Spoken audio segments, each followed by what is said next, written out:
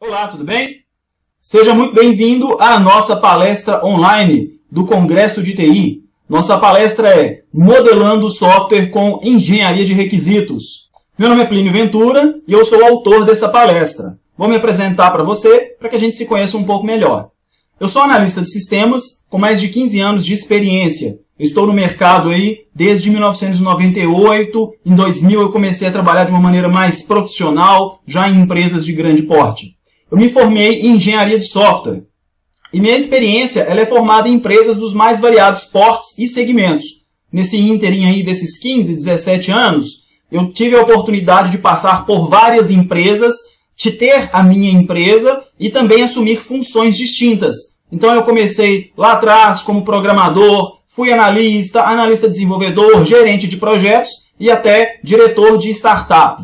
Em relação a vários segmentos, né? Eu trabalhei muito em fábrica de software. E a fábrica de software, ela presta serviços para empresas diversas. Geralmente são empresas de maior porte. Então eu tive a oportunidade de trabalhar em empresas de telecom, como Vivo, ou para empresas de telecom, né? Como Vivo, como a Oi, como a antiga Telemar. Trabalhei para alguns bancos também, fiz alguns trabalhos para o Banco Bradesco, para o Banco Mercantil. Trabalhei para vários órgãos públicos aqui de Minas Gerais, eu sou de Belo Horizonte. Por exemplo, a Secretaria da Fazenda de Minas Gerais, o Serpro, a Prodabel, que é a Companhia de Processamento de Dados da cidade, a Prodenge, que é a Companhia de Processamento de Dados de Minas Gerais, dentre outras também. E eu tive uma oportunidade ímpar na minha carreira de experimentar um pouco de culturas diversas e segmentos de negócios diversos. Porque a cultura do órgão público é uma, a cultura do segmento de telecom é outra, a cultura do segmento bancário é outra completamente diferente, e a cultura das fábricas de software, então, nem se fala, é muito peculiar. Em 2007, eu fundei uma startup, foi a minha primeira experiência formal como empreendedor. Eu sempre tive alguns negócios paralelos, fiz muito freelancer durante a minha carreira também, pontualmente desenvolvimento de sistemas. E em 2007, eu e outros colegas, nós fundamos uma startup. Essa startup não evoluiu, ela fechou em 2009, mas foi uma excelente experiência. Era uma startup com um produto no segmento automobilístico para a web. Eu sou atualmente o fundador da Inditec, que é uma microempresa em que a gente lida com treinamentos especializados para engenharia de software em áreas diferentes, em áreas diversas, e além disso, desenvolvimento de sistemas sob demanda para micro, pequenas e médias empresas. Eu sou o editor do blog Até o Momento. É um blog com muito conteúdo de qualidade sobre engenharia de software, ateomomento.com.br. E hoje nós já somos um dos principais blogs sobre engenharia de software na internet brasileira. Sugiro que depois você dê uma passadinha lá para conhecer o nosso conteúdo, que é muito bacana. E sou também criador do curso Engenharia de Requisitos na Real. É um curso da Inditec, que é a minha empresa, onde a gente tem uma formação para engenheiros de requisito, que vai do início ao fim, do básico ao avançado, onde a gente mescla muito a teoria, o que tem de melhor na teoria, com o que se pratica dentro das grandes e médias empresas. Contextualizando, o que é um software? Como que é a concepção? Eu acredito que com certeza você tem uma boa noção sobre o que é um software, talvez não tenha tanta como é, em linhas gerais, de maneira macro, a concepção de um software, mas é importante nós esclarecermos alguns pontos, até para fundamentar melhor o que a gente defende aqui nessa palestra. Software, programa ou solução? Existe muita dúvida dos profissionais da área, mesmo que eles não percebam, sobre o que é um software de fato e como que ele é concebido.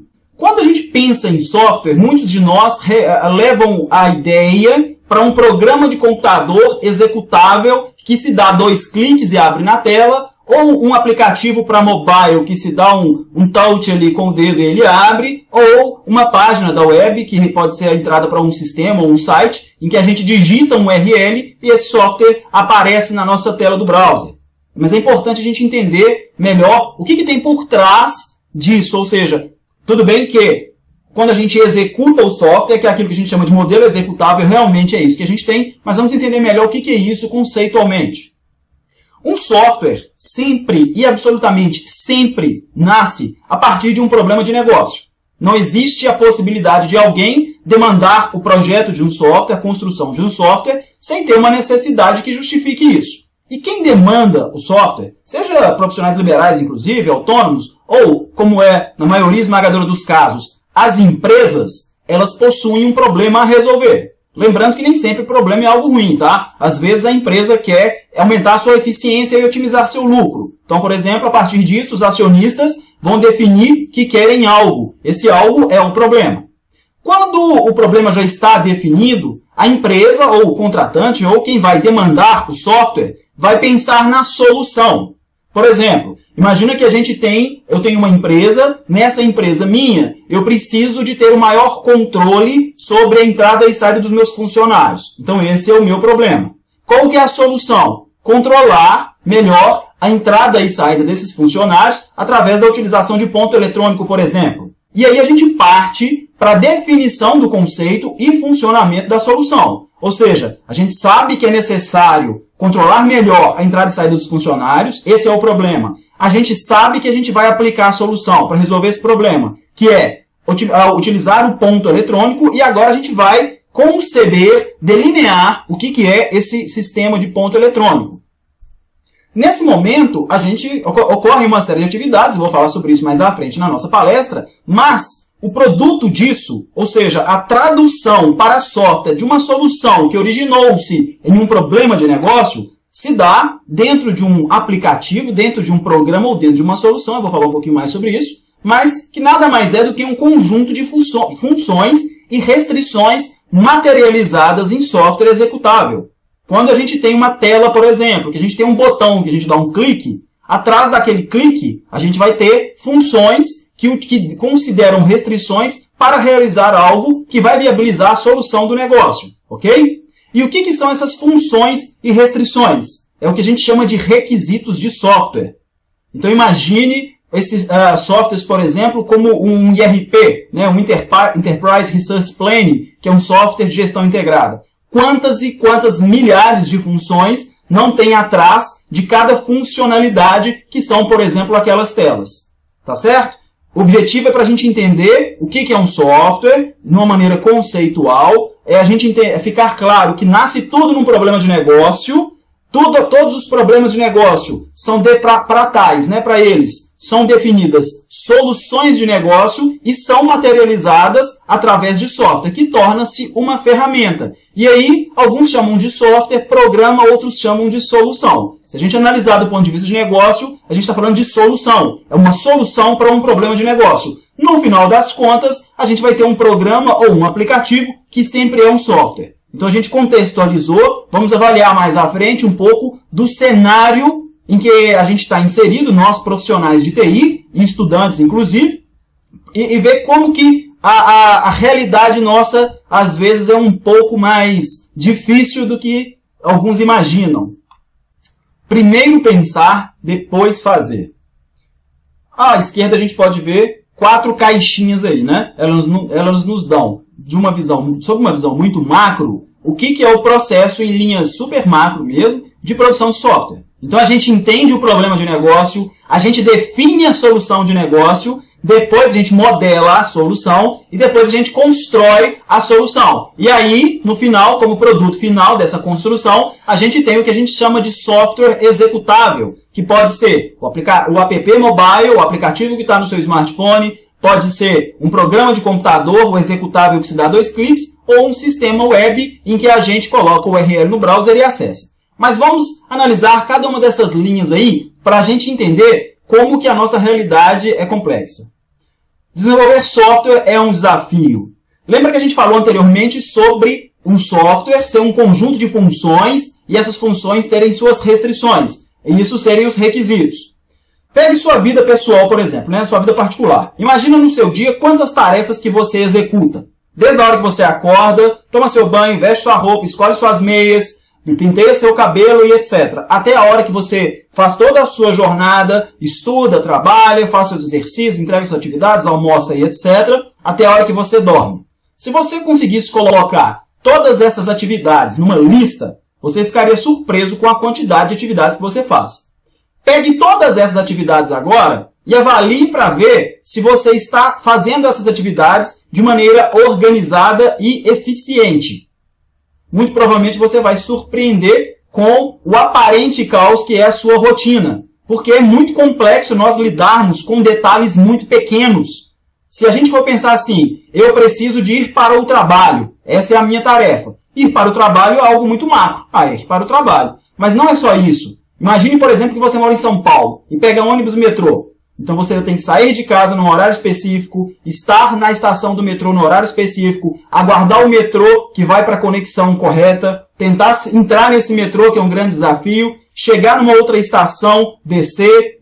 Nesse ínterim, você tem que zelar pela segurança da sua carteira, da sua bolsa, do seu corpo, né, da sua sanidade, porque você também pode estar estressado, pode ficar nervoso com alguma coisa. Além disso, depois você tem que sair dali, pegar um ônibus e etc, etc.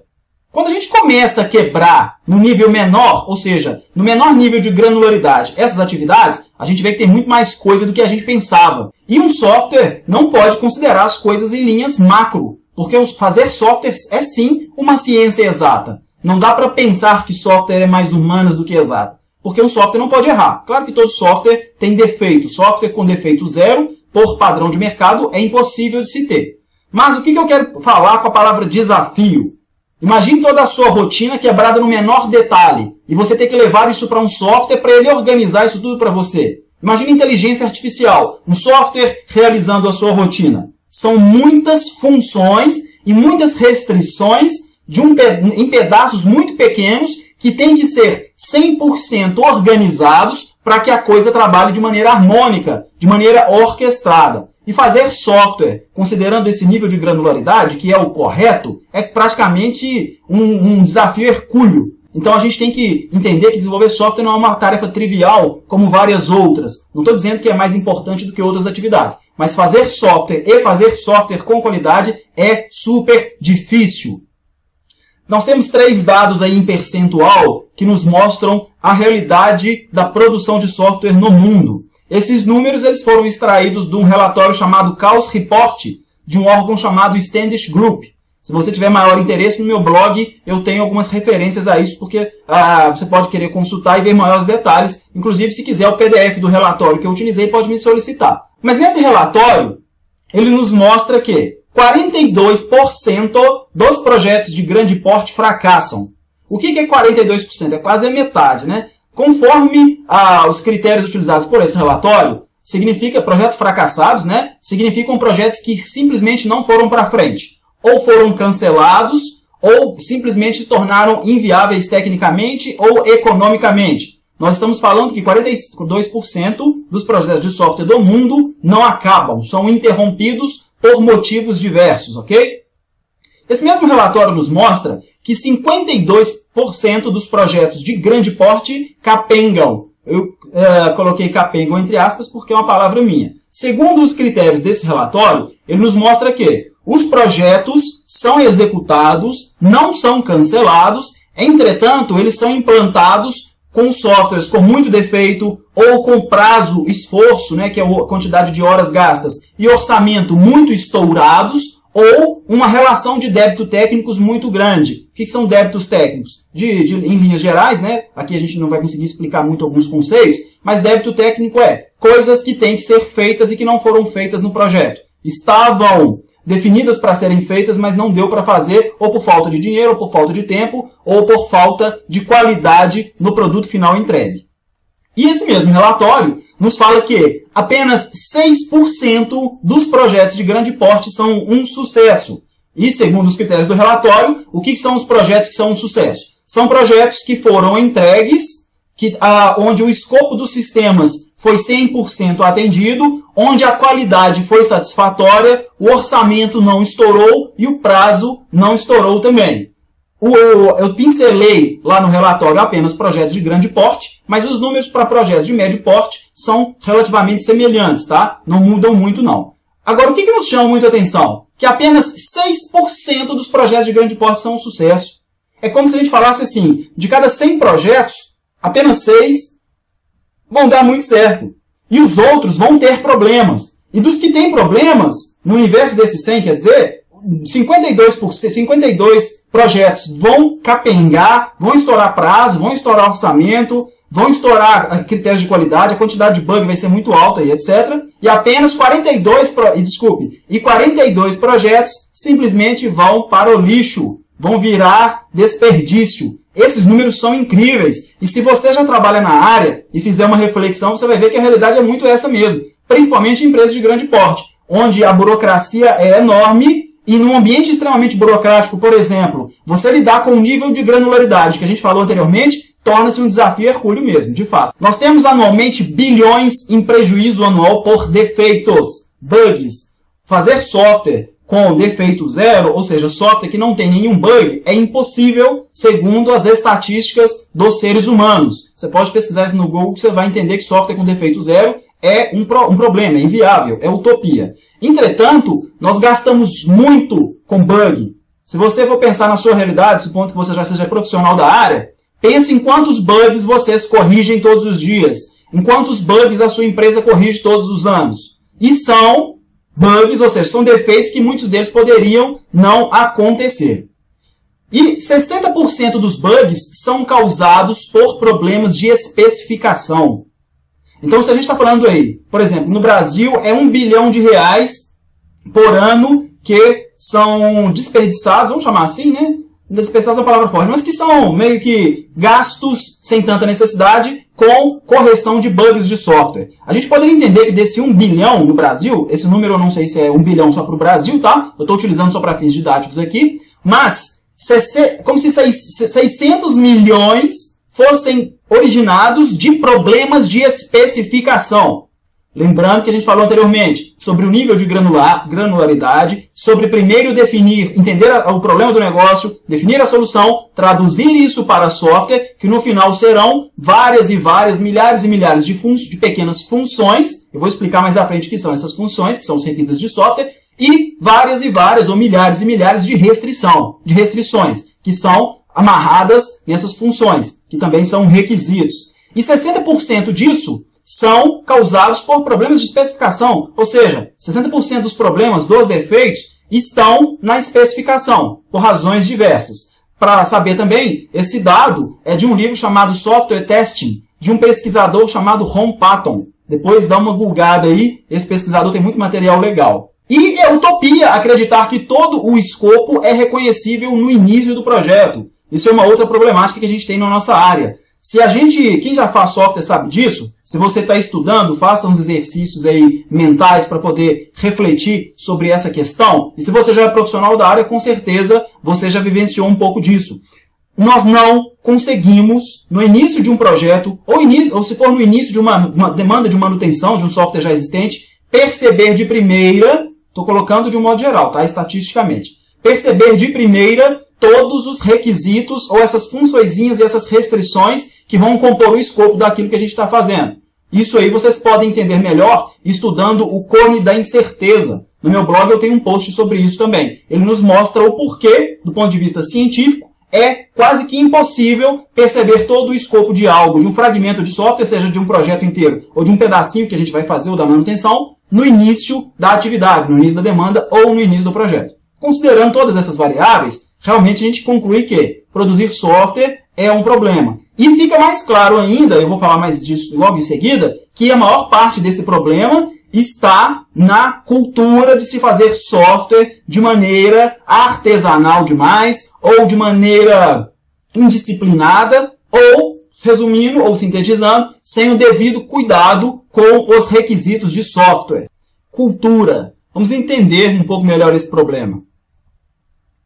Essa imagem é uma imagem muito comum na internet. Eu peguei a primeira que eu vi no Google, basta procurar sobre engenharia de software e no Google Images que a gente acha muitas versões ou variações dessa imagem. Mas, se você não a conhece, é importante você conhecê-la, porque todo profissional ligado em engenharia de software precisa de ter conhecimento dessa realidade, dessa tirinha. E se você já é profissional, nunca é demais refletir sobre ela. Mas, só para falar rapidamente, para a gente poder avançar, na primeira imagem, a gente tem uma árvore com um balancinho e 3 assentos, vamos chamar assim, né? E está escrito logo abaixo, como o cliente explicou. Isso no contexto de um projeto de software. Ou seja, o que o cliente explicou era que ele queria um balancinho com 3 assentos.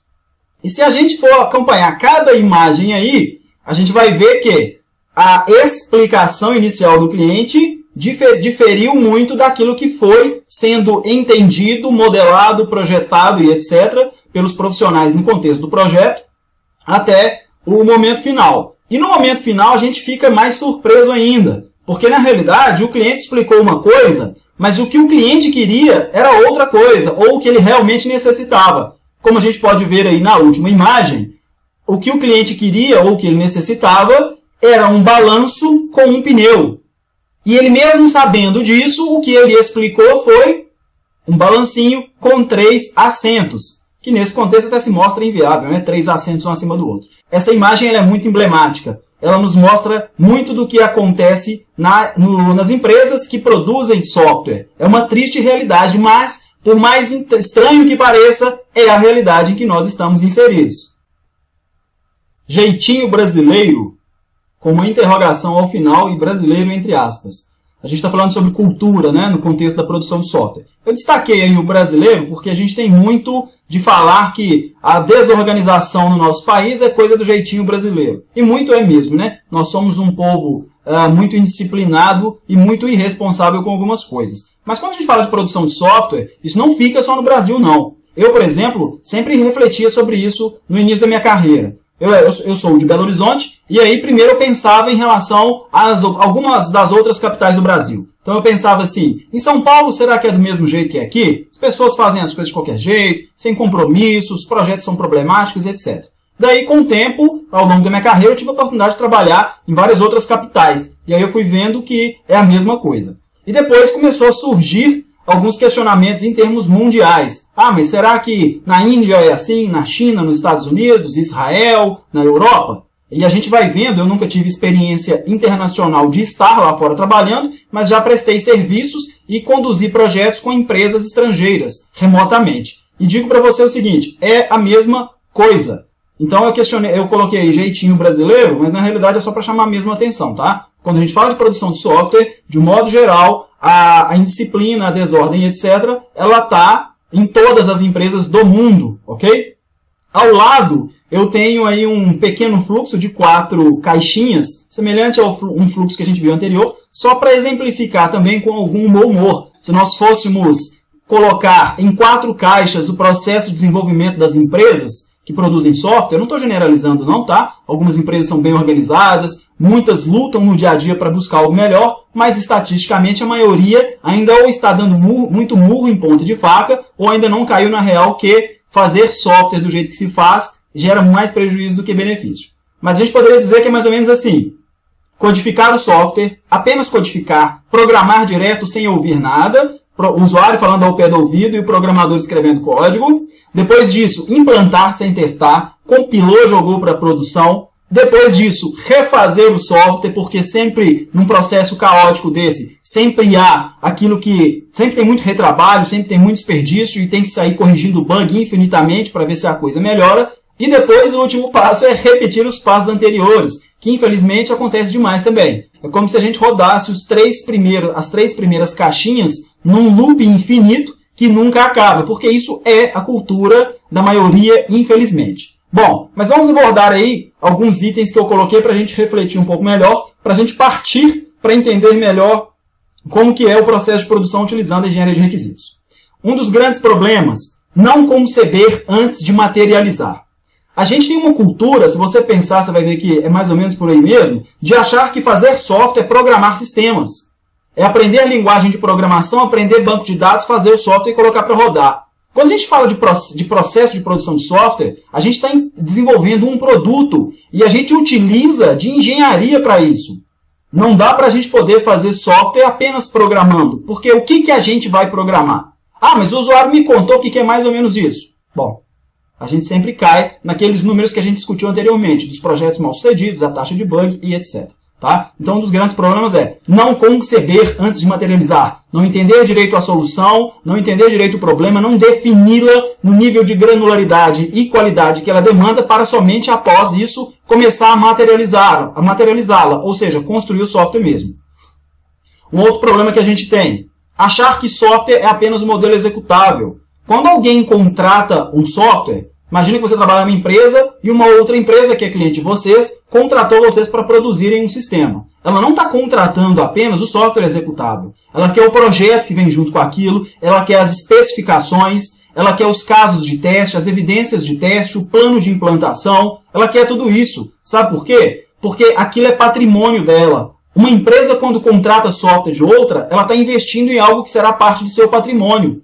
E aí, se você for fazer a gente for fazer uma analogia com a engenharia civil, é como se você contratasse, você juntou economias a sua vida inteira, no final da sua vida, você decide construir a casa dos seus sonhos. E aí você contrata, com muito respeito, só para ficar claro, 2 pedreiros, 4 serventes e toca a obra. Eles vão fazer da cabeça dele, do jeito deles, vão te dar a sua casa. Você não vai ter a planta hidráulica, você não vai ter a planta elétrica, você não vai ter todos os documentos aprovados pela prefeitura e etc.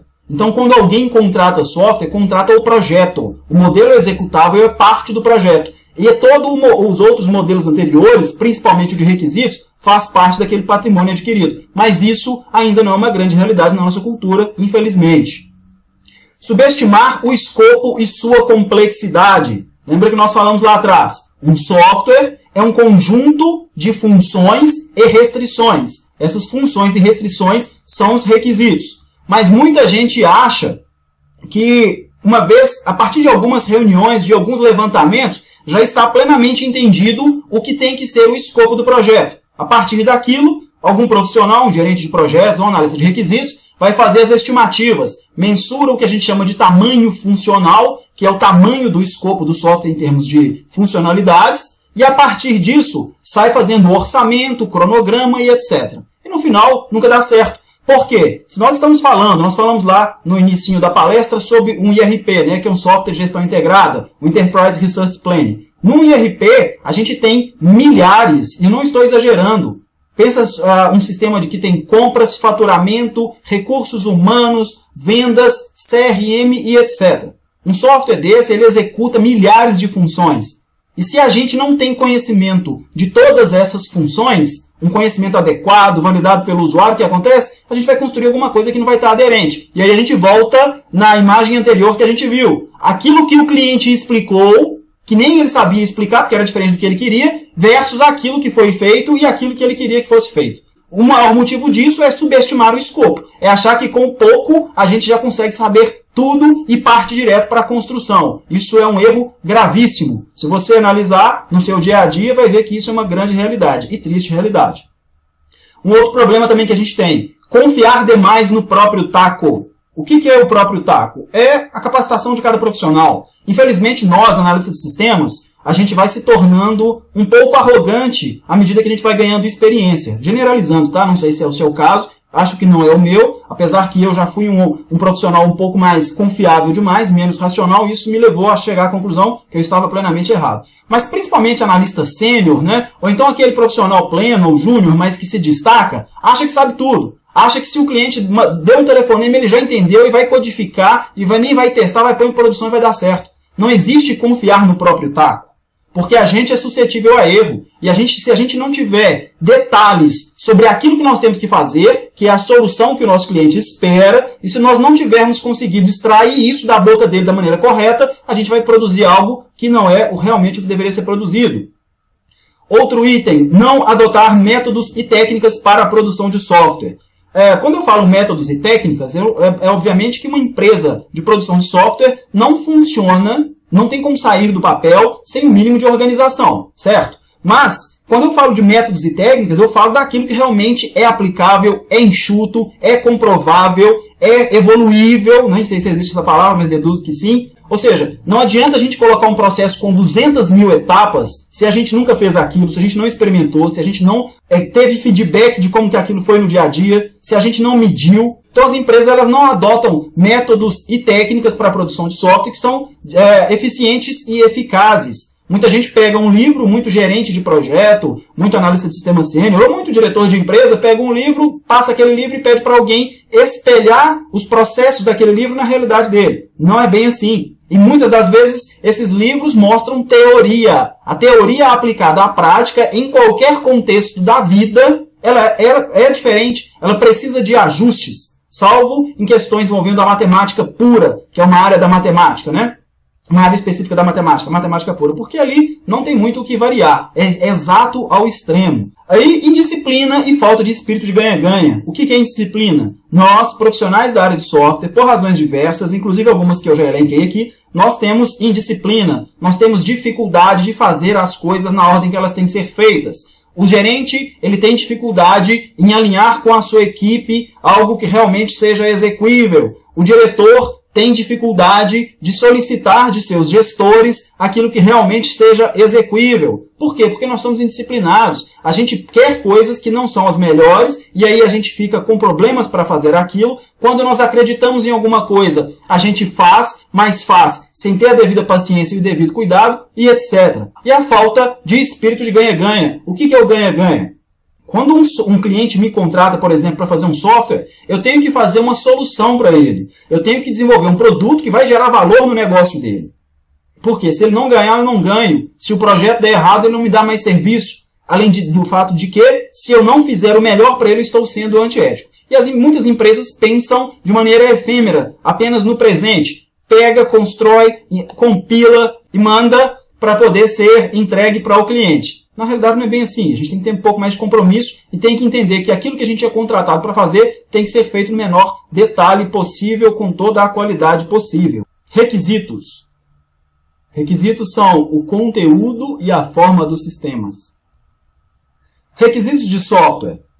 Se a gente for olhar aquela mesma caixinha, aquela mesma sequência de caixinhas que a gente viu nas outras telas, quando a gente fala de requisitos, basicamente, o que a gente faz? Entender o problema, definir a solução, traduzir para software. Isso é o processo inicial de concepção. E a gente realiza isso através de uma disciplina chamada engenharia de requisitos, ok? Em relação a requisitos de software. Requisitos de software, como a gente já falou, são as funções e restrições de qualquer software. Ou seja, todo e absolutamente todo software executa funções. E essas funções possuem critérios para serem executados. Quando a gente fala das funções, a gente está falando dos requisitos funcionais. Quando a gente está falando das restrições, nós estamos falando das regras de negócio ou, de um jeitinho um pouco diferente, dos requisitos não funcionais. Esses requisitos eles devem ser definidos no menor nível de granularidade. Muita gente considera que o menor nível de granularidade é um problema porque tira a velocidade de alguns projetos. Mas vamos observar o seguinte. Imagina que um cliente pede para você fazer uma tela de cadastro de cliente. Um sisteminha para cadastro de cliente. Um programinha para o mobile ali, por exemplo. Para um vendedor, quando estiver diante de algum cliente numa feira, fazer os cadastros dele. Se a gente não entende todos os detalhes dessa tela, a gente vai voltar naquela imagem que a gente citou anteriormente das árvores, né? De como que o cliente explica o que ele quer e o que é feito e o que ele realmente precisava. Então, a gente precisa de entender os requisitos no menor nível de granularidade. Se é uma tela que a gente considera uma funcionalidade, você tem que entender com o seu cliente. Tá, você quer cadastrar o seu cliente. Então, isso é o seu objetivo de negócio. É a sua solução para alguma necessidade. A funcionalidade vai ser uma tela de cadastro de cliente. E quais serão as funções ou restrições dessa tela? Pode cadastrar pessoa física ou pessoa jurídica? Vai ter consulta de CEP? Vai ter validação de CPF? Clientes restritos na Receita Federal ou no Serasa ou no SPC podem ser cadastrados? Você vai enviar um e-mail depois do cadastro para o cliente para falar que o cadastro foi bem sucedido? E mais uma série de outras ponderações. Essas ponderações nos levam a entender o menor nível de granularidade, modelar isso aí, a gente especifica isso, e a partir de então, a gente tem exatamente todas as funções e restrições daquela funcionalidade de cadastro de cliente, por exemplo. Então, eles devem ser definidos sempre no menor nível de granularidade. Requisitos de software compõem a gênese do software. Como a gente já falou um pouco na palestra, né, o tempo aqui é um pouco curto, então algumas coisas eu tenho que falar mais em linhas gerais. Mas um software só existe para resolver problemas de negócio. Ponto.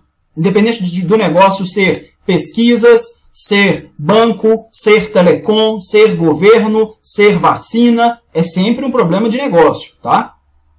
Então, quando a gente tem os requisitos, a gente tem a gênese, ou seja, o sistema nasce a partir dos requisitos. Ele tem que nascer a partir daquilo que ele tem que fazer e como ele tem que fazer, tá certo? Sob uma ótica conceitual orientada ao negócio. Requisitos precisam ser descobertos. O cliente não entende o que é requisito, ele entende que ele quer cadastrar um cliente. E aí o analista de requisito, ou analista de sistemas, ou o profissional equivalente, é quem vai fazer a descoberta disso. Vai entender todos os pormenores dessa necessidade e quebrar isso em funções, que são os requisitos funcionais, e restrição, que são as regras de negócio. Mas o profissional tem que ser ativo, ele tem que dominar a técnica e tem que ter comportamento adequado para que ele extraia os requisitos. Popularmente, isso é chamado de levantamento de requisitos. Provavelmente você já conhece o termo. Requisitos precisam ser especificados. Não existe um requisito que está na cabeça do usuário ou na cabeça do analista, porque um requisito ele tem que ser descrito de maneira adequada para que ele seja, como está escrito aí no próximo item, validado, porque o cliente precisa de validar para dar de acordo com aquilo, porque se ele não valida lá na frente, quando o projeto vai correndo, uma hora ele vai falar assim, não era bem isso que eu queria, você entendeu errado. Então, eles precisam de ser especificados. Até porque arquitetos, desenvolvedores utilizam os requisitos para fazer programação. Ok? Requisitos evoluem, eles precisam ser gerenciados. Qualquer empresa é um organismo vivo. Então, uma empresa tem uma necessidade hoje, essa mesma necessidade, conforme alguma nova lei do governo, conforme uma mudança de norte dada pelos acionistas, conforme qualquer outra coisa, vai sofrer alteração em seu comportamento. Então, os requisitos são alterados ao longo do tempo, por isso eles precisam ser controlados. E os requisitos são a base para a estimativa. Geralmente as estimativas de prazo, esforço e custo. Se você não conhece o que é a estimativa de prazo, é quanto tempo o projeto vai acontecer, vai durar, ou a manutenção, qual é o esforço, quantas horas são necessárias para se fazer aquilo, e o custo é o orçamento, que é quanto aquilo vai custar. Isso é um pouco mais voltado para a gestão de projeto, mas em muitas empresas o próprio analista de sistemas lida com as estimativas. E não é possível fazer estimativas que se aproximam mais da realidade se não tiver uns requisitos bem extraídos, bem documentados e validados. Vamos entender agora, de maneira mais macro, qual que é o processo, como é o processo de engenharia de requisitos. Na engenharia de requisitos, nós temos 5 grandes etapas. Tá? Cada etapa dessa que a gente está vendo aí tem sua finalidade específica e, no final das contas, o que a gente tem é um modelo de requisitos pronto para ser construído ou projetado, a depender do processo de desenvolvimento da empresa. Tem empresas que, a partir dos requisitos, já realizam diretamente a construção e outras fazem projeto de software antes, o que a gente chama de design. A primeira etapa da engenharia de requisitos é o que a gente chama de elicitação. O que é elicitação? É a descoberta dos detalhes da solução que a gente precisa de traduzir ou materializar lá na frente do processo, né? Considerando ao longo do processo, do projeto, materializar em software. Lembra lá da árvore? O que o cliente disse que queria. Quando a gente está fazendo elicitação de requisitos, a gente descobre qual que é o problema, descobre qual que é a solução, a gente entende o que o cliente deseja, a gente alinha, a gente avalia para saber se o que ele realmente deseja é aquilo que ele precisa e a gente utiliza de uma série de técnicas para poder fazer esse trabalho. Aqui a gente ainda está entendendo a solução, a gente não começa ainda a fazer extração de requisitos propriamente ditos, tá? De requisitos de software. Mas na licitação, a gente usa, por exemplo, muito de reunião, de entrevista, de diagramas como mapa mental, diagrama de decomposição funcional, diagrama de blocos. São uma série de técnicas que a gente utiliza para poder entender o contexto do cliente, o contexto da solução que ele quer e, a partir disso, criar uma modelagem para que, posteriormente, na próxima etapa do ciclo de engenharia de requisitos, a gente possa identificar os requisitos. Na fase de análise, a gente já tem todo esse trabalho que a gente acabou de falar, que acontece na licitação. Então, é como se nós tivéssemos uma fotografia da realidade do cliente em termos de negócio. Qual que é o problema, qual que é a solução, a gente já entendeu aquilo em linhas gerais, num nível de detalhe muito legal, já temos alguns diagramas, como eu citei, né, diagrama de mapa mental, diagrama de blocos, que nos dão condição de, a partir dali, pincelar requisitos, começar a entender requisitos. E na fase de análise, a gente analisa esse trabalho que foi feito na licitação e já começa a fazer o que a gente chama de identificação de requisitos. Ou seja, a gente começa a elencar todos os requisitos funcionais, as regras de negócio e os requisitos não funcionais que vão servir para realizar a solução que o cliente quer, que foi entendida lá na licitação, em termos de software. Então, a gente começa a realmente dar formato e conteúdo ao software que a gente vai modelar. Depois da fase de análise, a gente vai para a fase de especificação. O que é a fase de especificação? É pegar todos os requisitos que foram identificados na análise e para cada um deles a gente realiza a especificação. A gente descreve os requisitos, a gente prioriza os requisitos, classifica os requisitos e faz uma série de coisas aí a partir daquilo que foi produzido na etapa de análise, tá certo? Na etapa de validação, que é posterior à etapa de especificação, tudo aquilo que a gente especificou com base no produto da análise, que foi baseado no produto da licitação lá do início do processo, a gente valida com o cliente para saber se tudo aquilo que nós realmente entendemos, que nós identificamos e que nós descrevemos e especificamos, está de acordo com o que ele realmente quer e o que ele realmente precisa.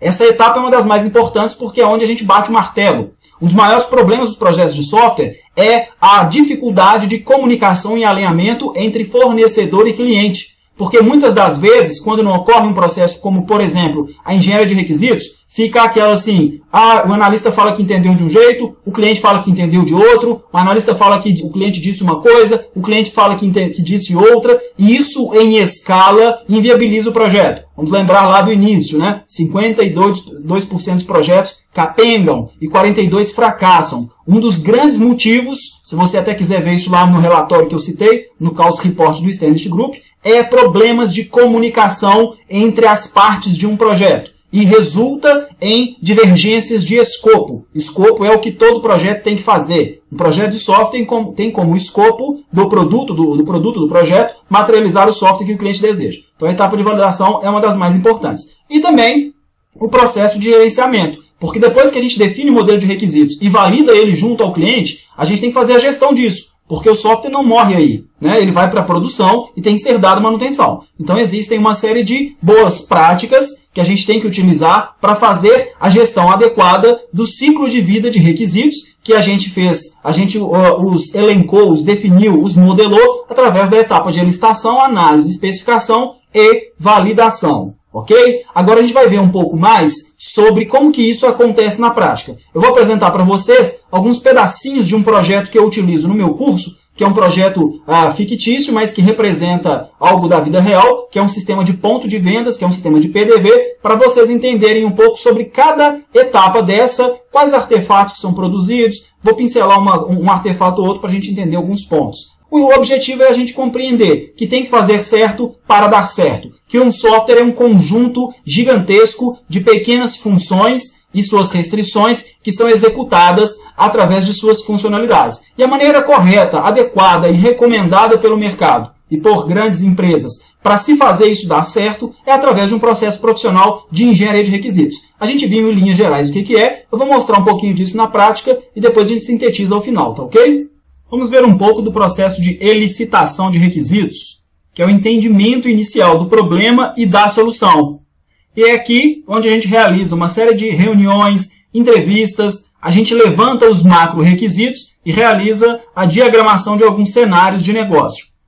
Para a gente puxar isso para o lado mais prático, eu vou mostrar para vocês uma lista de macro-requisitos em formato Word, que é o que as empresas geralmente utilizam, para que a gente possa entender como que a gente começa a definir, a entender melhor aquilo que o software vai fazer. Aqui nós temos um exemplo de um descritivo de macro-requisitos. Partimos do pressuposto, é uma palestra, né? Só para ficar claro, a palestra é um pouco curta, então eu vou tentar otimizar um pouco a apresentação de alguns documentos e vou suprimir alguns outros, ok?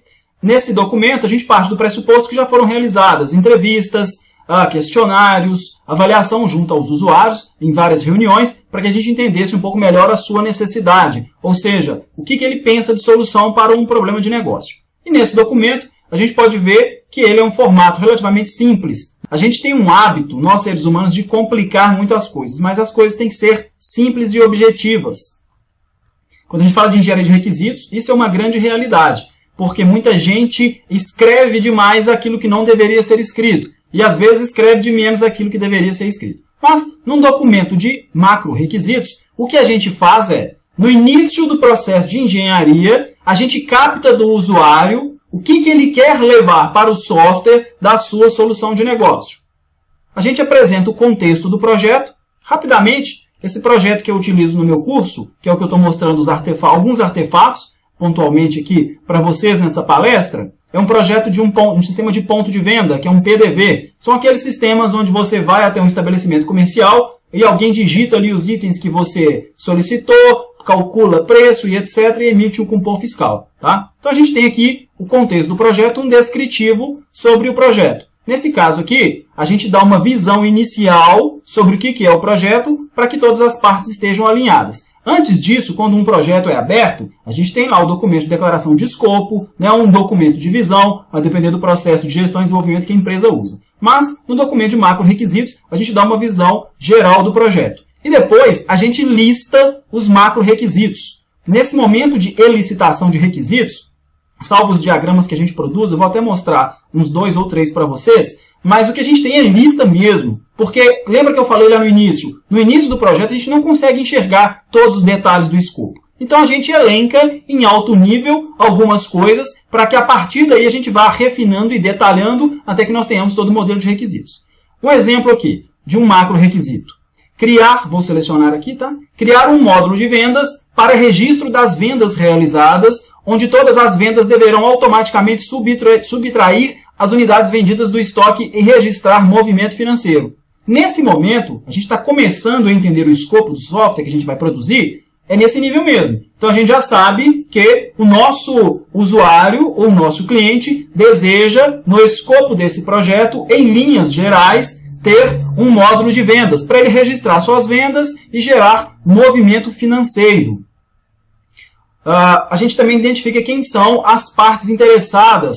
Isso é importantíssimo em processo de software. Saber qual usuário está responsável por algum assunto. É um ponto focal. Quando a gente faz projeto de software, principalmente em projetos maiores, são dezenas de pessoas envolvidas. Se a gente não sabe quem é o responsável por algum assunto, tratar aquele assunto ao longo do projeto torna-se um martírio. Então, a gente já identifica na lista de macro-requisitos quem são as partes interessadas, ou stakeholders, que a gente chama. E a gente já prioriza também o macro-requisito. Eu não vou entrar no mérito sobre como priorizar requisitos, porque senão estenderia demais, mas só para fins de exemplo, esse aqui é um requisito essencial. Significa o quê? Que o projeto não pode ser o produto do projeto, ou o software, não pode ter sua primeira versão implantada em produção se esse requisito não for atendido, tá? Vamos ver um outro aqui só para fins de exemplo também, um bem simplório. Lembrando que isso é um exemplo didático, tá? Criar módulo de cadastro de clientes para registros dos clientes que comprarem produtos na Show de Doces. Show de Doces é o cliente fictício que eu utilizo no trabalho que a gente faz no curso. Então, o nosso cliente deixou claro que ele precisa de cadastrar os clientes de sua loja. É uma loja que vende doces que vai utilizar esse PDV que vai ser construído, certo? E a gente também já sabe que por ele ser essencial, o software não pode ir para a produção nem numa primeira versão se não tiver esse requisito atendido. Pegando um outro aqui, ó. A gente tem, por exemplo, esse aqui, ó. Macro requisito: criar relatórios financeiros para visão sobre todas as contas a pagar e contas a receber, onde o contas a pagar tratará apenas a compra de matéria-prima e o contas a receber apenas as vendas. Deverá ter visão por período. Olha que interessante. A gente está no processo inicial. A gente está fazendo a elicitação, a descoberta inicial daquilo que vai ser requisito. Nós estamos falando de macro requisitos. Observe só. Criar relatórios financeiros. Então, a gente tem um macro requisito que, quando a gente explodir isso, vai dar N requisitos. Isso aqui é o legal da gente fazer o processo de engenharia de requisitos. A gente começa do macro e vai descendo o nível de detalhe até chegar na granularidade das funções e restrições que eu citei anteriormente. E isso é uma lista de macro requisitos. Eu não vou passar muito, até porque o documento é muito simples. Vou mostrar para vocês agora 2 ou 3 diagramas que a gente utiliza na licitação de requisitos para a gente poder avançar. Tudo bem? Em relação aos diagramas que a gente utiliza no processo de elicitação de requisitos, na etapa de elicitação, né, do ciclo de engenharia de requisitos, eu vou mostrar para vocês 3 diagramas que são os mais recomendados, tá? Eu trouxe eles aqui para um documento do Word, mas esses diagramas a gente utiliza ferramentas específicas para fazê-lo, como, por exemplo, ferramentas case. Esse diagrama que a gente está vendo é um diagrama que é um diagrama muito utilizado não só na TI, como fora da TI também. Ele é muito simples e muito útil, que é o que a gente chama de diagrama de blocos. A gente pode ver que o nome tem muito a ver com a forma, né? São várias caixinhas aí que a gente interconecta. No processo de elicitação de requisitos, como eu já falei, a gente precisa de entender como que é a realidade da empresa na qual a gente vai desenvolver um software para ela, considerando o negócio que a gente vai materializar através de um software executável. Se a gente for observar aí, nesse diagrama a gente tem um processo de venda de doces. Lembrando que o pequeno exemplo que a gente está utilizando, que é o que eu utilizo no meu curso, é de um desenvolvimento de um PDV, de um sistema de ponto de venda para uma loja que vende doces. E aí, com o diagrama de blocos, a gente consegue entender como que o sistema vai tramitar dentro da solução ou do problema de negócio do cliente. Nesse contexto aí, por exemplo, da venda de doces, a gente tem ali a pré-venda, que é um processinho simples, por ser um exemplo didático, mas que a gente já tem que considerar para poder modelar os nossos requisitos. Então a gente tem duas caixinhas aí. O cliente entra na loja e escolhe seus produtos. Depois que ele faz isso, produtos a granel são pesados na balança e os embalados não. Feito o processo de pré-venda, desse exemplo didático, a gente vai lá para a venda. E no processo de venda a gente tem três grandes pedaços aí, ou partes, que são a realização do pagamento. A gente já deixa claro, inclusive, quais são os pagamentos, os tipos de pagamento, né? Através de cartão de crédito, débito ou dinheiro. Tem o processo de emissão da nota fiscal, do cupom fiscal mais atual, né? Que é a nota fiscal de consumidor eletrônica de saída. E tem o produto entregue ao cliente com essa nota fiscal que a gente acabou de produzir. Quando a gente faz um diagrama desse, a gente já começa a perceber que várias dessas caixinhas ou desses blocos vão explodir em vários requisitos, que vão ser realizados lá na hora da programação. E depois a gente tem um processo de pós-venda, nesse exemplo, que é o registro da saída de estoque daquele produto que foi vendido e o registro de contas a receber. Percebe que, tudo bem que é um exemplo didático, mas o diagrama de bloco é uma ferramenta super útil, porque a gente mapeia toda aquela parte do negócio que o software vai ter que automatizar. Não é modelagem de negócio, tá? Modelagem de negócio é outro assunto, tem mais a ver com processos do que com software. A gente está falando aqui de entender a realidade do negócio e, a partir disso, conseguir explodir requisitos para desenvolver o modelo conceitual e funcional do nosso sistema. A gente tem aqui outro diagrama. Esse diagrama, ele chama, o modelo dele, o formato dele, chama-se diagrama de decomposição funcional, onde a gente vai do nível macro ao nível micro, decompondo os detalhes, para a gente entender as funções que o nosso software vai ter. Então a gente vê lá no primeiro nível, né? A gente tem lá operação da show de doces, que é a operação do cliente nosso, que a gente vai automatizar a parte dela através do nosso software. E a gente vê que a gente tem dois grupos aí menores, que é clientes e produtos. Por exemplo, pegando aí o nível produtos, a gente vê que a gente tem três subníveis nele, que é cadastro, precificação e descontos.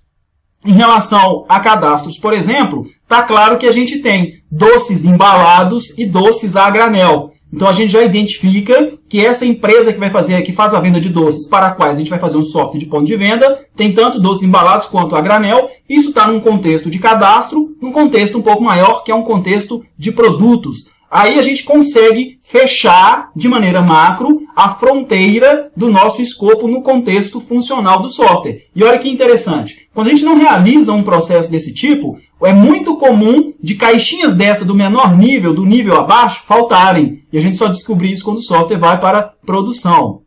Vamos ver mais um diagrama, que é o que a gente chama de mapa mental. Esse diagrama ele é utilizado em diversas áreas, é um diagrama excelente para a gente poder colocar ideias, separá-las de maneira lógica e entender todas as partes ou todos os elementos de um conjunto. A gente tem aí no centro show de doces, que é a empresa, e a gente começa a decompor essa empresa nas áreas dela, que são pertinentes ao nosso projeto. A gente não tem que fazer levantamento de toda a empresa não, tá? Quando a gente faz a licitação de requisitos, a gente foca, a gente se orienta somente àquilo que vai ser parte do escopo do nosso software. Por exemplo, vendas. A caixinha logo à direita aí. A gente já tem um nível menor, certo? A gente chama isso em mapas mentais de nó. E a gente observa que isso é quebrado em pessoa física e jurídica. E olha que interessante. Nesse processo de licitação, que é no comecinho da definição do escopo lá do projeto, a gente já vê que tem duas separações distintas entre cliente pessoa física e cliente pessoa jurídica.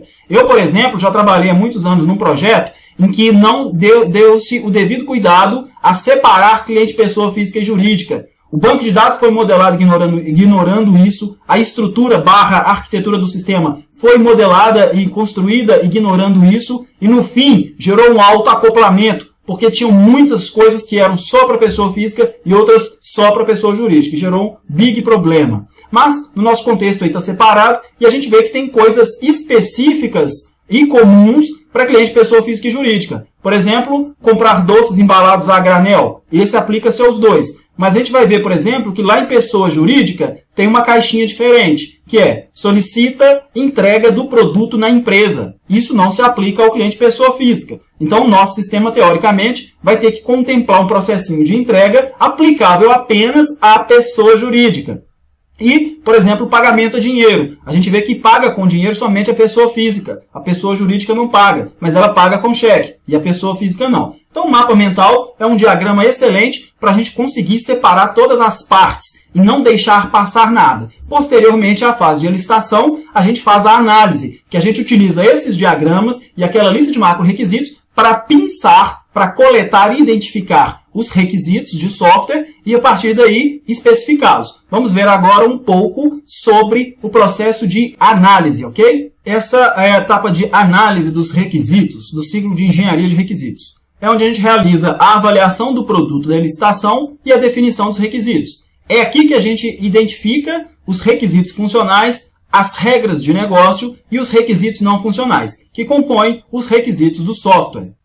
Eu tenho uma planilha que eu vou mostrar para vocês, os requisitos identificados, que eu também utilizo no meu curso. Também carrega esse exemplo do PDV da Show de Doce. É uma planilha que eu utilizo, inclusive, nos meus projetos da minha empresa, e várias empresas utilizam planilhas semelhantes. Só para constar, a gente pode utilizar algumas ferramentas case muito específicas para realizar a engenharia de requisitos, para fazer o processo de diagramação, definição dos requisitos, especificação, priorização, classificação e etc. Mas a maioria das empresas não tem. Então elas utilizam, por exemplo, a plataforma do Microsoft Office para poder fazer esse trabalho. Por isso que eu trouxe aqui documentos do Word. Mas eu utilizo no meu dia a dia tanto documentos do Word, quer dizer, do Excel também, e a ferramenta Enterprise Architect, que é uma ferramenta case da Spark Systems. Aqui é só para constar, nessa planilha a gente tem os módulos, né? Com base naquilo que a gente tem lá da lista dos macro-requisitos e naqueles diagramas, a gente precisa de entender quais serão os módulos do nosso sistema. E a gente tem aqui 8 módulos, que serão os módulos que vão compor o nosso sistema.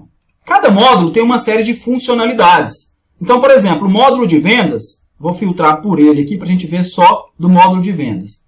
Ele tem 3 funcionalidades nesse pequenino sistema, que é o registro de vendas de produtos embalados, registro de vendas de produto a granel e um painel de vendas. E cada módulo tem funcionalidades que realizam requisitos que estão amarrados a regras de negócio. A gente falou lá no início que um software é um conjunto de funções e cada função tem suas restrições para serem executadas. A gente está falando dos requisitos. E esses requisitos sempre são executados por funcionalidades que estão dentro de módulos. Vamos aos requisitos funcionais.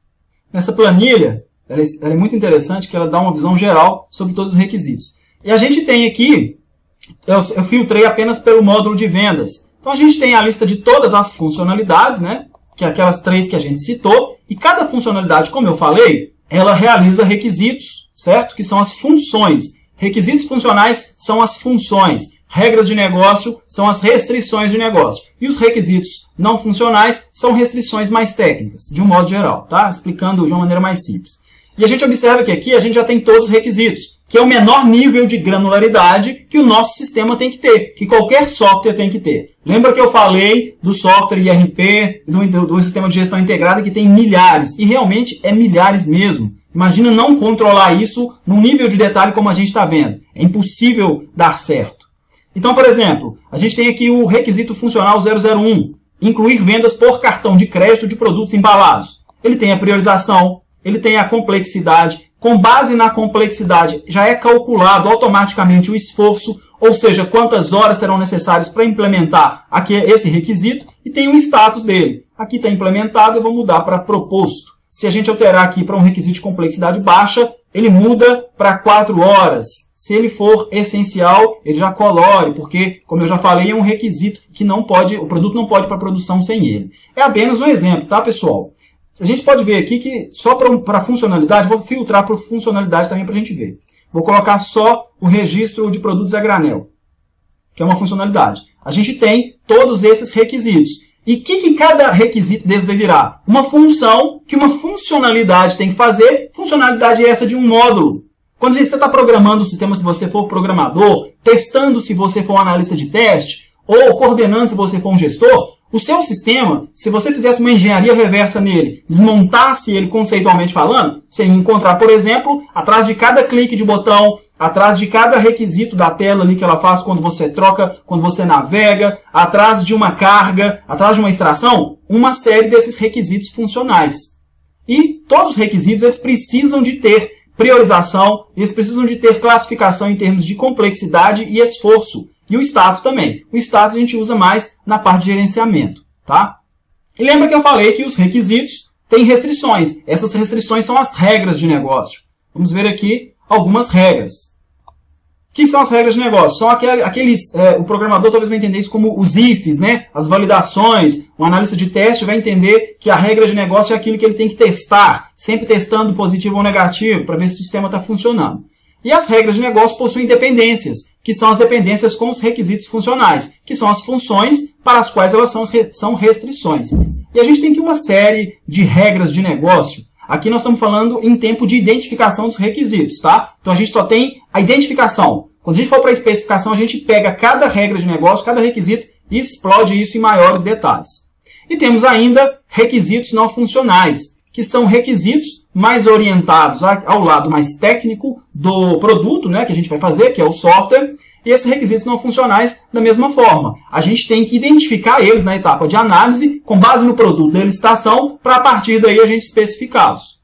E eles podem ter ou não associação com funções do software, e eles geralmente são classificados por categoria, tá? São priorizados e possuem também a complexidade de cada um. Em linhas gerais, o que a gente produz na etapa de análise dos requisitos, do ciclo de engenharia de requisitos, são os requisitos identificados. Mais uma vez, com base naquilo que a gente gerou de conhecimento na etapa de elicitação. Vamos avançar, ok? Especificação é a etapa da engenharia de requisitos que a gente realiza o detalhamento dos requisitos. A gente realiza descrição, priorização, classificação dos requisitos de software. Falei um pouquinho sobre priorização e classificação anteriormente, mas é porque aquela minha planilha já está preenchida. Quando a gente faz a identificação, a gente ainda não tem uma percepção mais adequada sobre o tamanho do problema, ou seja, sobre o escopo de cada requisito. À medida que a gente tem essa informação, a gente classifica, determinando uma série de características e atributos de cada requisito, prioriza para saber se ele é essencial, importante ou desejável, e além disso, a gente faz o processo de definição da complexidade, para a gente saber quantas horas serão gastas para cada requisito, para que a gente possa fazer a estimativa do projeto. Vamos lá.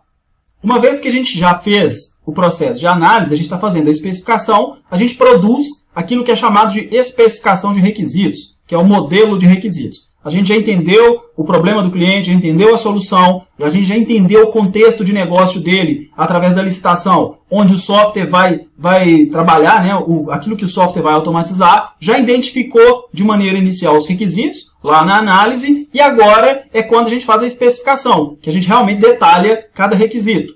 Eu tenho aqui um documento, que é do mesmo projeto que a gente utiliza, como exemplo lá no curso, e vou mostrar para vocês. Está feito no Word, tá? Mas também, mais uma vez, pode ser feito em algumas ferramentas case específicas, porque nem toda ferramenta case tem suporte à engenharia de requisitos.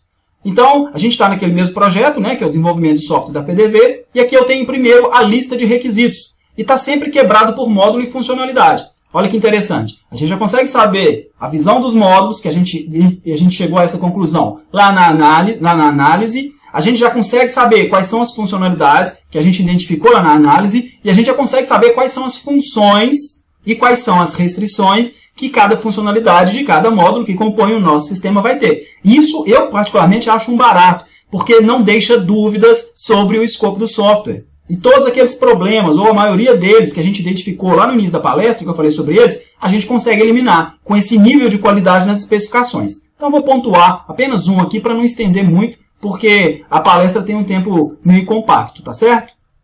Bom, vamos ver aqui. Emitir NFCE para vendas de produto a granel. Isso está no módulo de vendas, na funcionalidade de registro de vendas de produto a granel. Então aqui a gente tem um corpo de um requisito, olha que interessante. Então a gente tem um identificador para a gente controlar isso, fazer a gestão, que é o gerenciamento dos requisitos. A gente tem o nome, né, que é emitir NFCE para vendas de produtos a granel. Tem o módulo, tem a funcionalidade, alguns detalhes aqui específicos. E a gente tem autor. Autor, por exemplo, a gente pode ver num documento desse e achar que isso é muito simplório. Na realidade não é, porque a gente precisa de saber quem que fez aquilo. Porque na hora que o programador ou analista de teste for perguntar para alguém, não vai ficar no limbo, ele vai saber quem foi que especificou, qual que é o analista que tem domínio sobre aquela parte do negócio, por exemplo, né? Tem outros atributos, como complexidade, o status e etc. E a gente tem a descrição do requisito. A gente escreve o que aquele requisito tem que fazer, para que o sistema contemple isso no seu código-fonte. Então temos aqui, né, após o registro da venda, vídeos requisitos 7, 9 e 11, que são os requisitos que falam da venda, realizar a emissão da NFCE. E aí fala uma série de coisinhas, que o documento é obrigatório, então isso é muito importante saber. Fala também sobre o documento que a gente tem que verificar do governo para a gente poder saber o que está dentro daquele processo da emissão da NFE, né? Por exemplo, aqui embaixo, para detalhes técnicos sobre a emissão da NFCE, consultar o manual de padrões técnicos e etc. na versão 3.2. Então a gente consegue ter, nesse nível de detalhe, cada funçãozinha que o software vai ter. E isso não é um trabalho monstruoso de fazer, não. Isso é um trabalho relativamente simples, que demanda disciplina, método e técnica. E aí a gente tem uma série de outros aqui, né? Por exemplo, disponibilizar um painel de vendas. Está quebrado aqui, deixa eu juntar. A gente vê que a gente tem esse requisito aqui, ó, que é o 15. Então a gente fala de um painel de vendas, quais são os totalizadores que a gente tem que ter, não deverá permitir consultas com parâmetros. Olha que legal, com base nisso, a gente já consegue fazer a construção de uma maneira muito suave, muito tranquila, porque o escopo está todo aqui. E lembra lá, 60%, lá do início da palestra, 60% dos problemas dos projetos de software são originados na especificação. Muitos desses problemas são, por exemplo, por especificações em alto nível demais. Aí lembra lá do que eu falei sobre a arrogância dos profissionais, a falta de responsabilidade, dentre outras coisas mais. Quando a gente faz um modelo de requisitos adequado, a gente consegue fazer um produto ou uma entrada ou um input para projeto ou construção e para testes, inclusive, que vai dar a condição do projeto rodar redondo. Então, basicamente é isso, tá? O que a gente tem no processo de especificação. As regras de negócio tem um outro documento que é semelhante a esse e requisitos funcionais também. Mas eu não vou passar porque o tempo aqui da palestra é um pouco curto, tá ok? Uma vez que a gente fez a especificação de requisitos, nós temos uma primeira versão do nosso modelo, em todo aquele nível de detalhe que eu apresentei, e a gente senta com o nosso cliente para poder passar requisito a requisito e validar se aquilo está coerente com o que ele quer no sistema, antes da gente empregar recursos, pessoas, dinheiro, tempo para fazer um sistema. Por que é importante fazer a validação? A validação eu vou apenas falar porque mostrá-la na prática é muito particular, vai conforme cada empresa. Então tem empresas, por exemplo, que para validação fazem reuniões, tem empresas que fazem conferências, tem empresas que submetem documentos para um fórum específico, para um grupo de foco fazer validação. Eu falo muito sobre isso no meu curso, tá? Se você quiser conhecer o curso mais à frente, eu vou deixar o link aí. Mas o processo de validação é o aceite. É aquele momento em que o usuário vai falar se tudo aquilo que a gente especificou, com base no que a gente entendeu com ele lá na licitação, com base no que a gente foi paralelamente falando com ele na etapa de análise e especificação, está coerente. E uma boa validação faz com que as alterações de escopo sejam reduzidas drasticamente ao longo do projeto. Mas basicamente validação é nós termos o aceite do nosso cliente. Quando a gente fala do gerenciamento dos requisitos, basicamente é a gente controlar o ciclo de vida do requisito durante o projeto e após o projeto, quando o software vai para a produção e sofre manutenção. Eu falo a gestão da vida dos requisitos, porque o requisito nunca morre. Ele só morre quando o software, que é o produto do projeto, é descontinuado. E quando a gente não faz a gestão, as alterações de escopo ficam incontroláveis. Se você já é um profissional da área, você deve perceber o problema que é você saber o que deve ter ou não no escopo do software, se aquilo realmente é daquele jeito, se o usuário validou, quem foi que pediu e etc.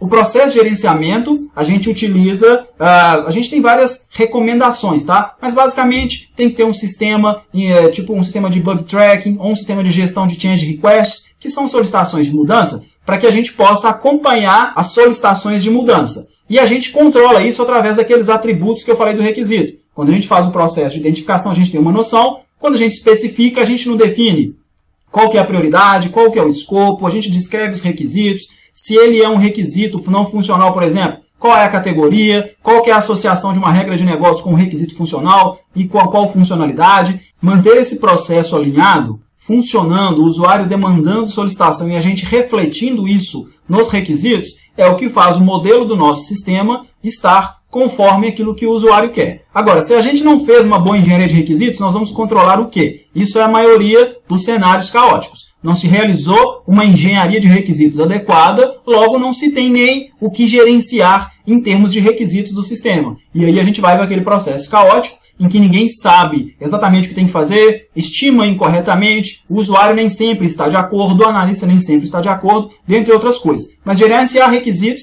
é garantir que os requisitos sempre estejam atualizados com aquilo que o negócio está demandando e passar essa tarefa corretamente para os analistas de teste e os programadores da equipe codificarem aquilo que realmente o software tem que fazer no seu pós-produção. Bom, pessoal, é isso. O tempo da palestra, apesar de ser 1 hora, mas eu acho relativamente curto, porque é muito conteúdo para a gente passar e às vezes a gente não consegue passar tudo que gostaria. Mas foi um grande prazer para mim poder trazer esse conhecimento para vocês. Eu espero que realmente, considerando as limitações de tempo, né, e escopo do assunto aqui tratado, mas que o pouquinho que a gente tenha falado tenha sido de grande utilidade para vocês. Vou colocar os nossos contatos e se você precisar de alguma ajuda, eu estou à sua disposição. Nós temos o blog, que é o atelmomento.com.br. Hoje está se tornando um blog referência em engenharia de software no Brasil. Dá uma pesquisada, tem muito conteúdo interessante. Nós temos um curso sobre engenharia de requisitos, que a gente está formando nossa última turma do ano.